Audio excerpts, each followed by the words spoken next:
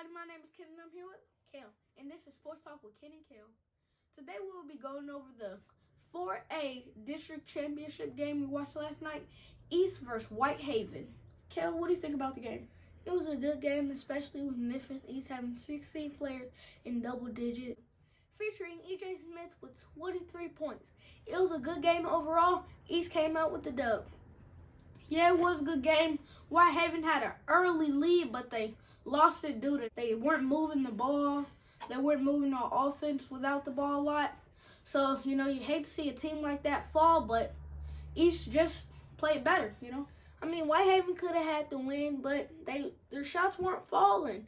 And at the end of the day, if you're off, you're off. You know what I'm saying? You really can't do much about that. So Whitehaven could have came back at any point, but just a good game overall. Yeah, it was most definitely a good game. I can't say too many things bad about it, but Elijah Curry did come up big in that game, being a big player.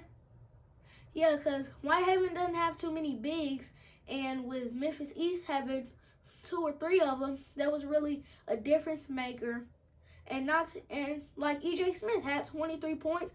Like I think it was something going into the second quarter. Like they were down like 11, and they were like, "Come on, guys, we got to pick this up." For them to just come back from being down 11 and being up 14.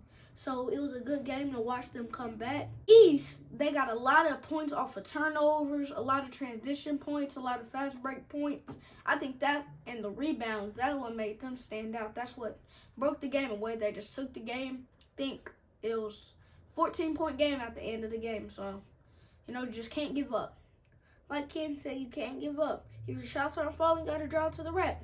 And Whitehaven didn't do a lot of driving. They shot the ball a lot, but they are a 3-point shooting team, so I feel them. And when you're down 14 with 2 minutes left, there's not too much you can do besides shoot the ball. Now we'll be talking from the coach's perspective. Now, Ken, if you were Coach Horton, would you keep shooting threes? If your shots aren't falling, or drive to the rack?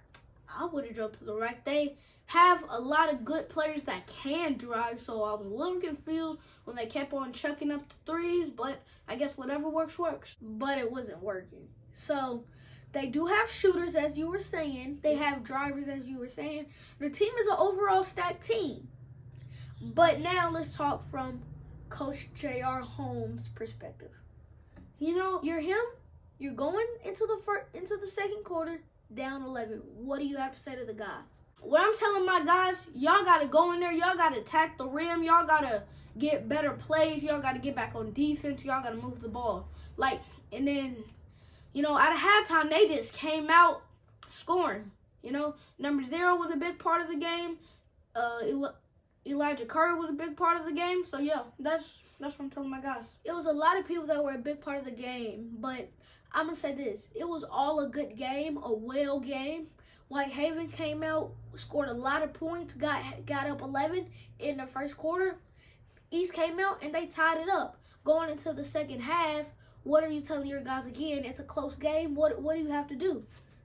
I'm just telling my guys, y'all were down 11. Y'all tied the game up. Just keep going in with that same aggression and stuff, and just attack the rim, do what y'all been doing. I feel you, because if you can get up, if you can tie the game from down 11, you can get up 11. So if you keep scoring, and Whitehaven, they came out, they had some intensity after the second half, but then they got down like 6 or 7, hung their heads low. Lost the momentum. Yeah, because nobody in the crowd was cheering for them anymore. And then East just took the lead, even though Whitehaven, they were good. They were playing defense. They were scoring, but East had bigger players, and bigger players do big things. Yeah, what do you have to say on that? I mean, they just babied them, I guess you could say. The big players just got rebounds and went back up with it in the paint. So, Ken, what do you have to say about Mason Hanback, the 7-foot center, transferring to East? Well, I got to say about him, man, I really don't know too much. I know he went to the Chris Paul camp, but yeah, he's a very good player. Pretty tall. I know he can work in the post. Didn't get too many minutes last night, but when he got out there, he did what he had to do. I feel how you were saying that they kind of just babied them. He was a big force into that with Whitehaven not having many people that were bigs over like 6'8", and them having a 7-footer that can get rebounds, throw it long, go back up with it. That was a big factor into the game. Yeah, that was a pretty big factor. And we'll be looking to see big things from him as East heads to the state championship with a 22-4 record. Fun fact, in 1904, there was an all-black league called the Black Fives. They played in urban centers all across America up until 1950, when the NBA finally integrated. Today we pay homage to the first 3 players. Earl Lloyd, Nathaniel Sweetwater Clifton, and Chuck Cooper. Thank you.